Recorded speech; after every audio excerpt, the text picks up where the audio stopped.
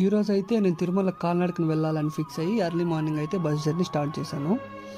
శేషాచలం కొండల్లో మనం స్వామివారి ఫేస్ చూడొచ్చు ఎంత అద్భుతంగా ఉందో. ఇక నేను అలిపిరి దగ్గరికి వచ్చి కర్పూరం వెలిగించి జర్నీ అయితే స్టార్ట్ చేశాను.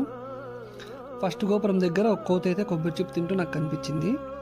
నార్మల్గా చాలామంది భక్తులు ప్రతి మెట్టుకు పసుపు కుంకుమ పెట్టి కర్పూరం వెలిగించి అయితే కొండ ఎక్కుతారు. కానీ నేను మాత్రం చాలా స్లోగా ఒక బ్యాగ్ వేసుకుని ఎక్కుతున్నాను. ఇంకా ఆ రోజు సాటర్డే కావడంతో క్రౌడ్ అయితే చాలా ఎక్కువగా ఉంది. ఇంకా అలా గాలిగోపురం దగ్గర ఆగి టిఫిన్ తినేసి కొంచెం రెస్ట్ తీసుకొని మళ్ళీ స్టార్ట్ అయ్యాను. ఇంకా హనుమాన్ టెంపుల్ వచ్చేసింది, అక్కడ బ్లెస్సింగ్ తీసుకొని మళ్ళీ స్టార్ట్ అయితే అయినాను.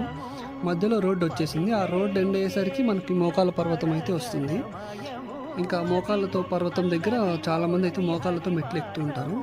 అండ్ ఫైనలీ నేనైతే మెట్లు ఎక్కడం కంప్లీట్ చేసి అక్కడ కర్పూరం వెలిగించాను.